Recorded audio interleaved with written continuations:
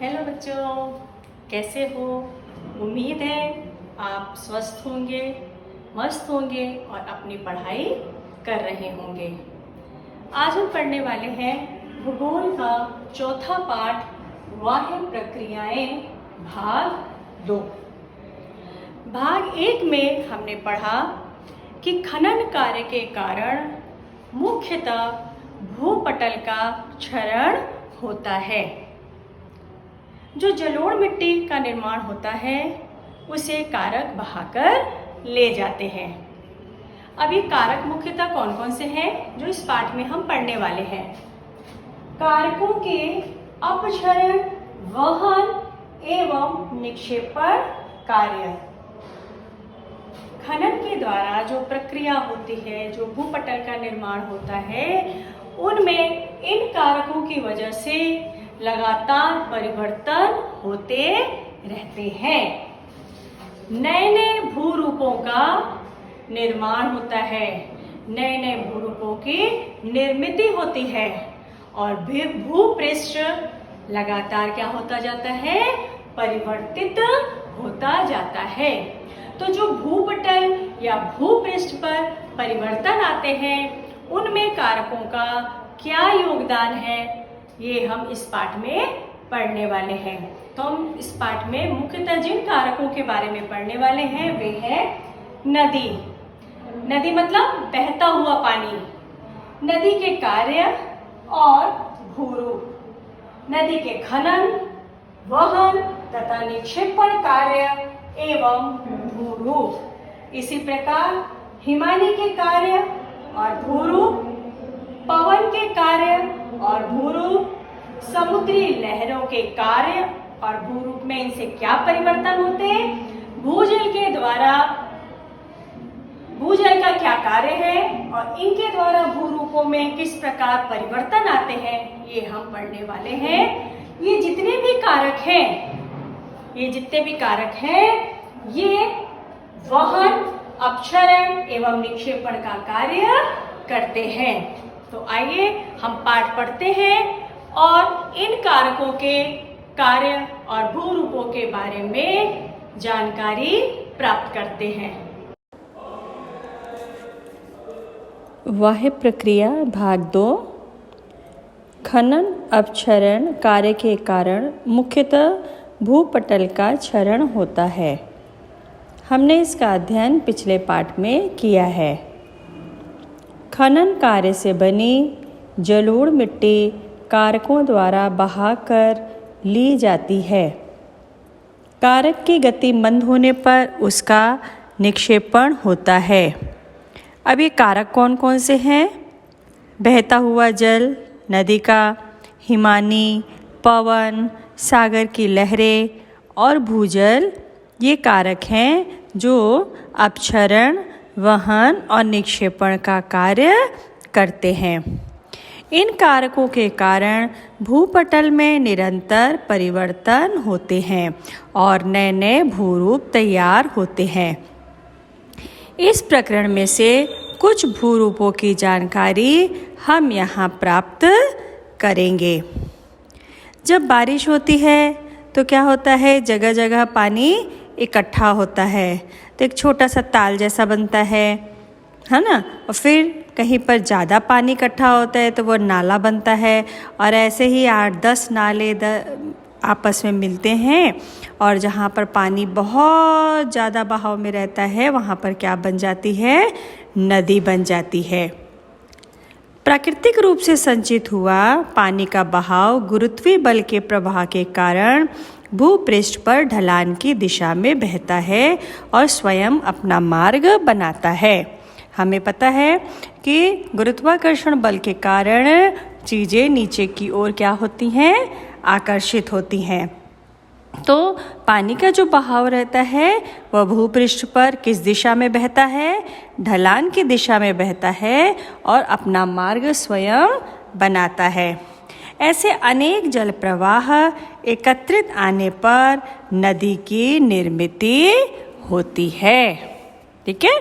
भूप्रदेश की ढलान, चट्टान का प्रकार, नदी से बहने वाले पानी की मात्रा और गति, प्रवाह की लंबाई, नदी की जलोढ़ मिट्टी की मात्रा आदि घटकों पर नदी का खनन, वहन और निक्षेपण कार्य निर्भर होता है। अब हम देख लेते हैं नदी का खनन कार्य। नदी का उद्गम समुद्र सतह से अति ऊंचाई पर होता है। वहाँ नदी तेज गति से बहती है। तो तेज गति होने की वजह से जो क्षरण करने की उसकी शक्ति होती है वो क्या होती है? बहुत तेज होती है, तीव्र होती है। तो नदी के तेज प्रवाह के कारण तथा उसकी रेत, पत्थर, कंकड़ इनके कारण उसी प्रकार उससे आकर मिलने वाले उपप्रवाहों के कारण नदी की सतह और किनारों का खनन होता है। अब जैसे उसकी गति है, किस प्रकार के कंकड़, पत्थर, रेत आकर उससे मिलते हैं, किनारों का खनन होता है, उसके फलस्वरूप क्या क्या बनते हैं? गंभीर खड्ड का निर्माण होता है, वी आकार की घाटी बनती है और जलप्रपात आदि भूरूप तैयार होते हैं। नदी का वहन और निक्षेपण कार्य। नदी पर्वतीय प्रदेश से कम ढलान वाले प्रदेश की ओर बहती है। पर्वत तलहटी ढलान में बदलाव के कारण इस स्थान पर नदी में जलोढ़ मिट्टी का निक्षेपण होता है। त्रिभुजाकार क्षेत्र डेल्टा में होने वाले इस निक्षेपण से पंखाकृति मैदान तैयार होते हैं। जब यह निक्षेपण त्रिभुजाकार क्षेत्र में होता है जलोढ़ मिट्टी का, तो उसके निक्षेपण से क्या बनते हैं? पंखाकृति मैदान तैयार होते हैं। मंद ढलानों के कारण नदी की गति भी मंद होती है और नदी की वहन क्षमता कम होने से वह क्या होती है? मंद गति से बहती है। तो छोटी छोटी रुकावटों से भी मुड़ते हुए नदी का प्रवाह आगे जाता है, क्योंकि नदी क्या होती है? आगे बढ़ती जाती है और अपना मार्ग बनाती जाती है। तो समुद्र के पास तक पहुंचने तक उसका पाट क्या हो जाता है? ज़्यादा चौड़ा हो जाता है, पर उसकी गति क्या हो जाती है? धीमी हो जाती है। नदी की जलोढ़ मिट्टी उसके पात्र में और किनारी प्रदेशों में क्या होती जाती है? संचित होती रहती है, एकत्रित होती है। तो नदी में स्थित जलोढ़ के संचयन के लिए किन किन चीज़ों की आवश्यकता होती है? किस पर निर्भर करते हैं? नदी की लंबाई, जल की मात्रा, नदी के जलोढ़ की मात्रा और भूपटल एवं नदी ढलान आदि घटक आवश्यक होते हैं। इस प्रकार जलोढ़ का संचयन होने से नदी पात्र के आसपास बाढ़ तट, बाढ़ मैदान, त्रिभुज, डेल्टा प्रदेश आदि भूरूप तैयार होते हैं।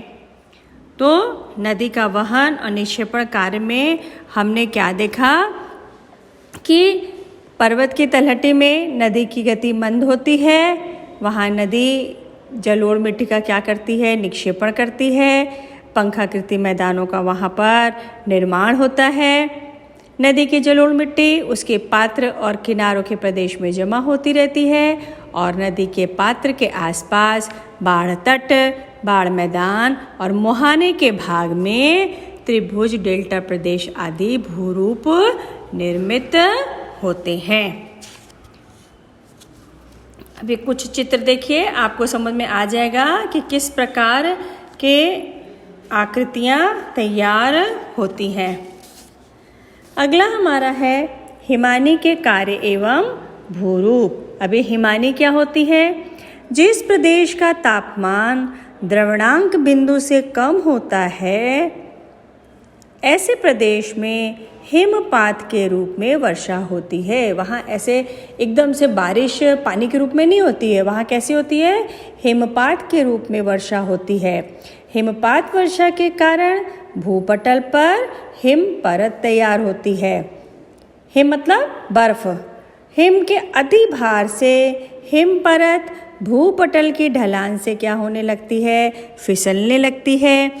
परत की सतह में जमीन के समीप का हिम दबाव और घर्षण के कारण क्या होता है?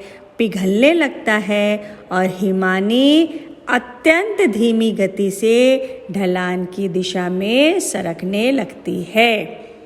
तो जिस प्रकार नदी का कार्य था वैसे ही हिमानी भी अपक्षरण, वहन और निक्षेपण का कार्य करती है। अब देख लेते हैं हम हिमानी का क्षरण कार्य। हिमानी गति कम होने पर भी बर्फ और का घनत्व, हिमानी का क्षरण कार्य, गति कम होने पर भी बर्फ का घनत्व अधिक होने से हिमानी अपने तल और कगार का जो क्षरण कार्य है वो क्या करती है, अधिक मात्रा में करती है, या बोले बड़े पैमाने में करती है, जिसकी वजह से हिमानी के क्षरण कार्य की वजह से हिमगह्वर, शूककूट और गिरिशृंग, यू आकार की घाटी, लंबित घाटी और मेषशिला ये भूरूप तैयार होते हैं। तो हिमानी का वहन और निक्षेपण कार्य। हिमानी बहते समय अपने साथ कांप की मिट्टी बहाकर लाती है। इस मिट्टी को हम क्या करते हैं, हिमोड़ कहते हैं, और जो नदी बहाकर लाती थी उसे क्या कहते थे हम, जलोढ़। हिमोड़ के संचयन स्थानानुसार भू हिमोड़, पार्श्व हिमोड़, मध्य हिमोड़ और अंत्य हिमोड़ 4 प्रकार के होते हैं।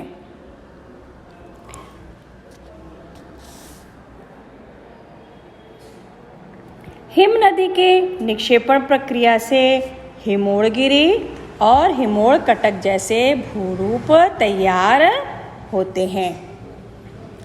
अब हम देख लेते हैं कि पवन के कार्य एवं भूरूप, ये सब क्या है, ये सब कारक हैं।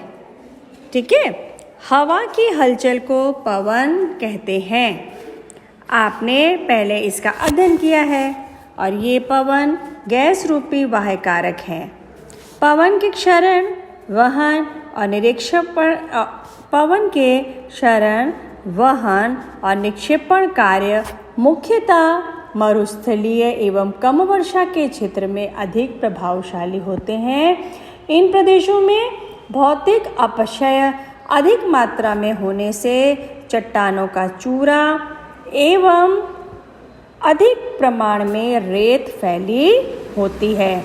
यहाँ पवन के वहन कार्य में कम रुकावटें होती हैं।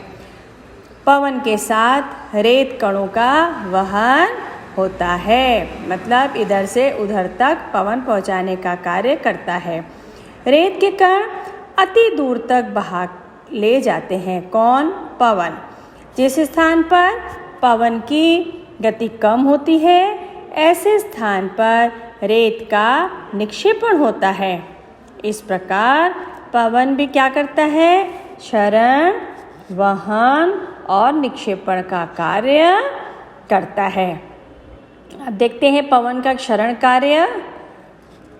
पवन के मार्ग में स्थित चट्टानों पर छोटे छोटे आकार के बालू के कण और पत्थरों के घिसने अथवा टकराने से चट्टानों का क्षरण होता है। पवन अपने साथ साथ बड़े बड़े आकार के रेत के कण, पत्थर आदि क्या करता है, बहाकर ले जाते हैं और पवन मार्ग में आने वाली चट्टानों पर ये पदार्थ घिसने अथवा पटकने से चट्टानों का अपक्षरण होता है, जिससे भूछत्र चट्टान, अपक्षरण गड्ढे या रंदांग आदि भूरूप तैयार होते हैं। पवन का निक्षेपण कार्य। पवन के साथ बहने वाली रेत कण विभिन्न आकार के होते हैं। इनमें से सूक्ष्म कण पवन क्या करता है, अति दूर तक बहा कर ले जाते हैं और उसकी तुलना में बड़े और भारी कण कम दूरी तक बहाकर लाए जाते हैं। मरुस्थली अथवा कम वर्षा के प्रदेश में इस रेत का निक्षेपण होता है। इस कारण कुछ विशिष्ट भूरूपों की निर्मित होती है, जैसे रेत के टीले, बरखान, सैफ, उर्मी चिन्ह, लोएस मैदान आदि भूरूप पवन के निक्षेपण कार्यों से निर्मित होते हैं। अब हम देख लेते हैं समुद्री लहरों के कार्य और भूरूप। ये भी एक मुख्य कारक है। तो समुद्री लहरों के कार्य और भूरूप के अंतर्गत हम पढ़ेंगे समुद्री किनारों के प्रदेशों में समुद्री लहरें क्षरण, वहन और निक्षेपण का कार्य करती हैं। पवन, ज्वार भाटा के कारण समुद्री जल की हलचल होती है। इसी कारण लहरें किनारों की ओर आती हैं। तटवर्ती चट्टानों में इन लहरों से तीव्र आघात से छीजन होता है, क्योंकि लहरों का जो वेग रहता है वो क्या होता है, बहुत तेज होता है। पुलिन जैसे किनारों के खुले स्थान में लहरों द्वारा निक्षेपण किया जाता है। समुद्री लहरों के निक्षेपण कार्य। लहरें किनारे पर आकर फटने के बाद पानी उसी प्रकार उसके साथ बहकर आए हुए पत्थर, रोड़े, रेत, बालू आदि पदार्थ तेजी से किनारे पर क्या करते हैं, आघात करते हैं, चोट करते हैं, जिससे किनारों में क्या होती है, छीजन होती है। तो समुद्री लहरों के द्राविक और रासायनिक क्रियाओं के कारण भी किनारे की क्या होती है, छीजन होती है। किनारे क्या होते हैं, खराब होते हैं, उनका अपक्षरण होता है।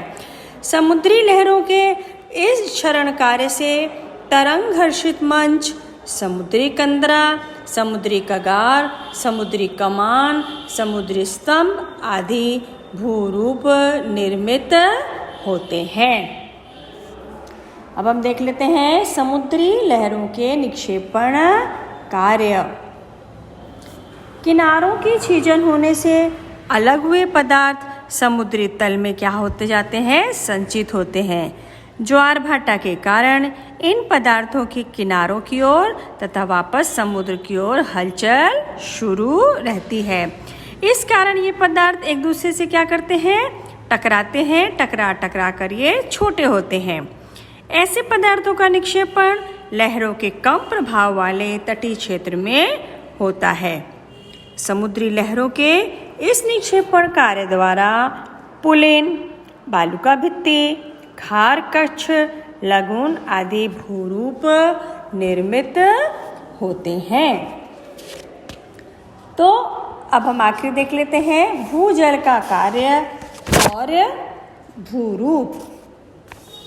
वर्षा का भूमि में गिरसा हुआ कुछ जल भूपटल की चट्टानों की दरारों में से रिसकर भूपटल के नीचे अच्छिद्र चट्टानों की परत तक पहुंचता है। वहाँ वो क्या हो जाते हैं, एकत्रित होते हैं। इस प्रकार भूपटल के नीचे संचित हुए जल को हम क्या करते हैं, भूजल कहते हैं। चट्टानों के घुलनशील खनिज पानी में घुल जाते हैं और उनका भूजल के साथ क्या होता है, वहन होता है। यही भूजल से होने वाला अपक्षरण है। ठीक है। भूजल का वाष्पीकरण होने से अथवा भूजल की घुलन क्षमता से अधिक मात्रा में घुलनशील खनिजों की आपूर्ति होने पर उसमें घुले हुए खनिजों का निक्षेपण होता है। इस प्रकार से भूजल का छीजन, वहन और निक्षेपण कार्य होता रहता है। भूजल के इस कार्य को विलय रंध्र, चूने के पत्थर वाले प्रदेश की गुफाएं, अधोमुखी और ऊर्ध्वमुखी लवण स्तंभ आदि भूरूप निर्मित होते हैं। भूपटल के नीचे संचित जल के ऊपर की सतह को हम भूजल सतह कहते हैं। मौसम, चट्टानों की सच्छिद्रता, उस प्रदेश की वर्षा की मात्रा आदि घटकों के अनुसार भूजल सतह में परिवर्तन होता है। वर्षा काल में यह सतह भूपृष्ठ के निकट होती है, तो ग्रीष्म काल में वह कहाँ चली जाती है, नीचे चली जाती है। तो इस पाठ में हमने क्या देखा कि कारकों के कारण अपक्षरण, वहन और निक्षेपण का कार्य होता है और जिसकी वजह से भूपृष्ठ में निरंतर परिवर्तन होते रहते हैं, नए नए भूरूप तैयार होते हैं। फिर हमने जलोढ़ के बारे में पढ़ा, जल प्रवाह के बारे में देखा, हिमानी किसे कहते हैं, हिमोड़ किसे कहते हैं, इनके बारे में विस्तार से अध्ययन किया। उम्मीद है आपको यह पाठ अच्छे से समझ में आ गया होगा। चित्रों के द्वारा स्पष्टीकरण करने का प्रयास किया गया। आप इस पाठ को अच्छे से पढ़िए, समझिए और अगर आपको कुछ डाउट होता है तो आप कमेंट सेक्शन में प्रश्न पूछिए। तो फिर मिलते हैं एक नए वीडियो में नए विषय के साथ। तब तक के लिए खुश रहिए, स्वस्थ रहिए और मस्त रहिए।